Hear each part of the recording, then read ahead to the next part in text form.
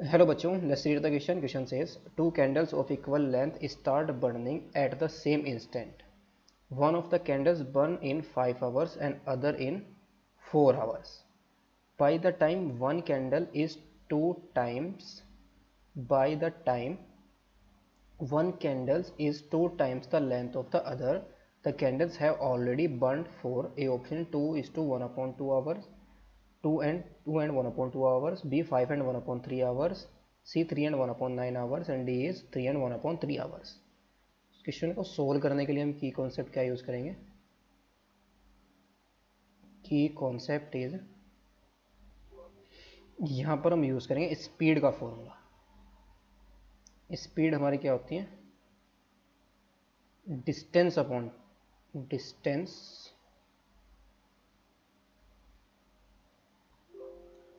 Upon time. और distance की जगह यहाँ पर क्या यूज करेंगे? हम लेंथ यूज करेंगे, जो कैंडल की लेंथ होगी. सो लेट कर देंगे क्वेश्चन के अंदर, लेट जो टू कैंडल्स हैं of equal length start burning at the same time. So let कर लेंगे, let X be the length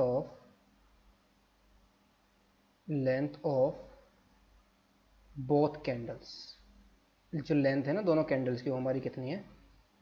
x be the length of both candles. So जो फर्स्ट है, the first candle burns in 5 hours. जो first candle से वो कितने hours में burn हो रही है? 5 आवर्स में बर्न हो रही है. तो द स्पीड ऑफ मेल्टिंग,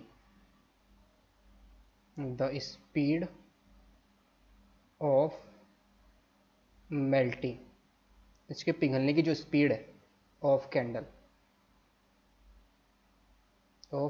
1, यानी कि जो हमारी फर्स्ट कैंडल है ना, उसकी जो पिघलने मेल्टिंग की स्पीड कितनी आ जाएगी? डिस्टेंस यानी कि length upon time, that is x upon 5 आ जाएगी.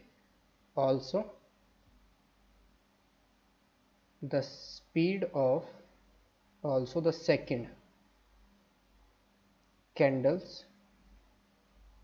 second candle burns in 4 hours. So this implies the speed of melting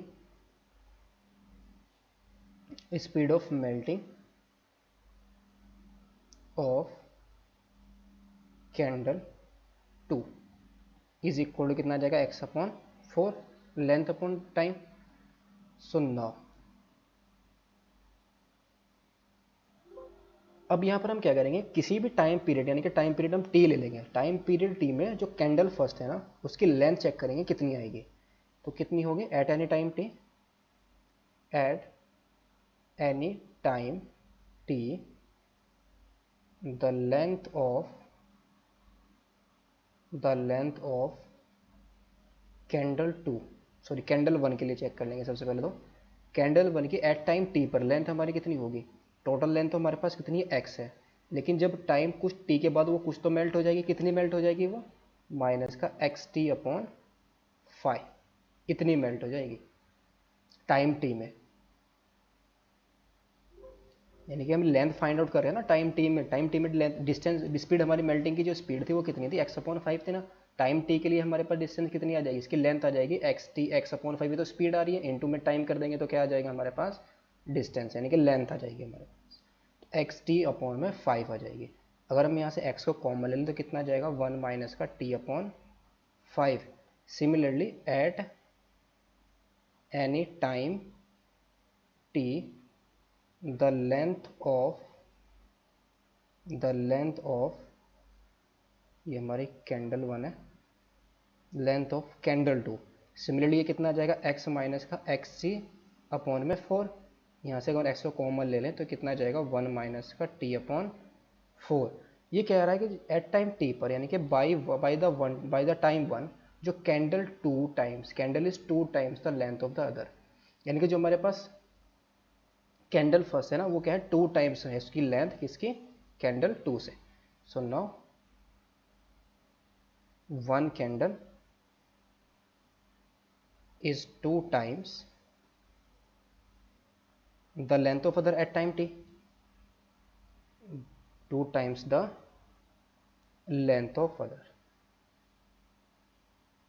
2 times the length of other. तो एट टाइम टी में लेंथ ऑफ कैंडल वन हमारी कितनी है, x into 1 minus का t upon 5. और ये किसकी, इसकी लेंथ हमारी कितनी आ जाएगी, 2 टाइम्स आ जाएगी एट टाइम टी पर कैंडल 2 की जो लेंथ है 1 माइनस का टी अपॉन 4. सो यहाँ से हमारा एक्स एक्स कैंसिल आउट हो जाएगा, तो 1 माइनस का t upon 5 is equal to 2 into multiply कर देंगे 2 के, तो 2 माइनस का टी अपॉन कितना आएगा 2. तो इसको हम क्या करेंगे, टी को राइट साइड में ले जाएंगे और 1 इसको हम कहाँ ले आएंगे, ये हमारा आएगा टी अपॉन 2 और माइनस का टी अपॉन 5 और 2 माइनस 1. इसका एलसीएम लेंगे तो कितना आ जाएगा हमारा 10 आ जाएगा. ऊपर कितना आएगा 5t माइनस का 2t is equal to 1. Cross multiply करेंगे तो 3t इज इक्वल टू कितना आ जाएगा हमारा 10. तो this implies t is equal to कितना आ जाएगा 10 अपॉन 3. सो यहाँ से हमारे पास t की वैल्यू कितनी आ जाएगी 3 and 1 अपॉन 3 आवर्स. तो ये हमें फाइंड आउट करना था time. That is by the one time candle is 2 times the length of other. The candle है ऑलरेडी बर्न्ड 4. तो क्या है हमारे पास टाइम कितना आया है 3 and 1 upon 3 hours. That is option number हमारा कौन सा करेक्ट होगा, option D is the correct option. Hope you understood it well. Best of luck. Thank you.